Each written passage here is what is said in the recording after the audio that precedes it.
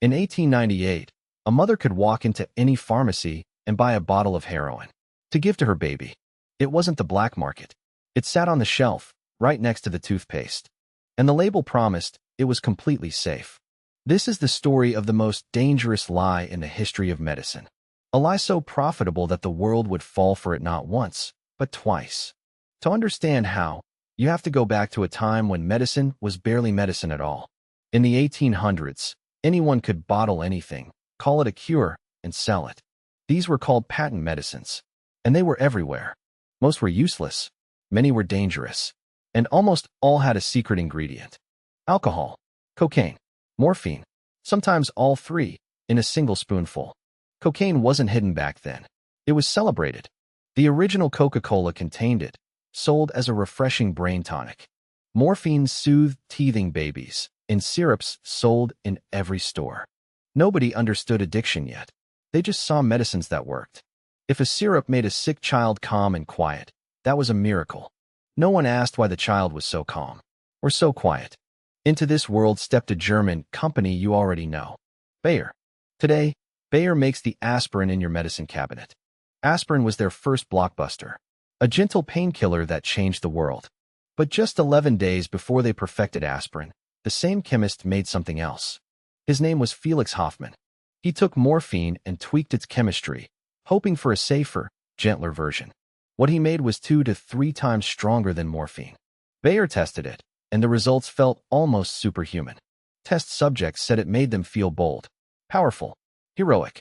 So that's what Bayer named it. Heroin, from the German word for heroic. They thought they had a miracle, morphine's power, without the addiction. They were catastrophically wrong. But they didn't know that yet. And the marketing began.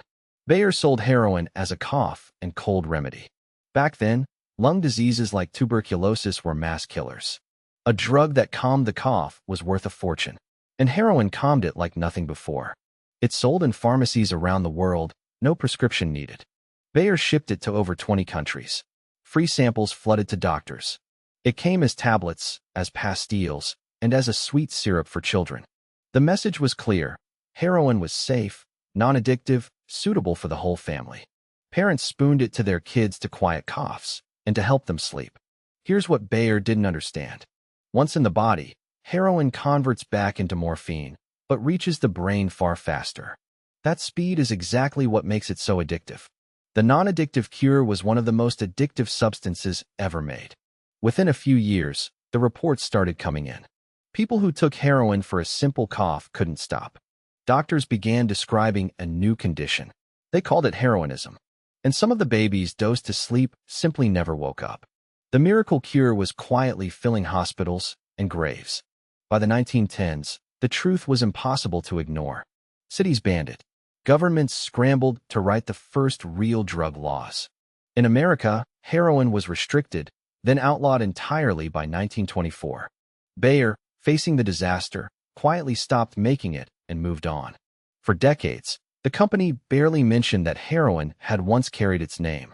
Heroin became one of the most infamous drugs on earth, the very symbol of addiction. And you'd think the world would never make that mistake again. It did, almost exactly. In 1996, an American company, Purdue Pharma, released a new painkiller, OxyContin. Their pitch should sound familiar. Powerful pain relief, with almost no risk of addiction. It was the same promise Bayer made, nearly 100 years earlier. And once again it wasn't true. OxyContin helped ignite an opioid epidemic that killed hundreds of thousands. The same lie, the same profits, the same trail of ruined lives. So the next time you reach for a bottle that promises a cure with no cost, remember the little brown bottle, the sleeping baby, and the word they once printed on the label: heroic.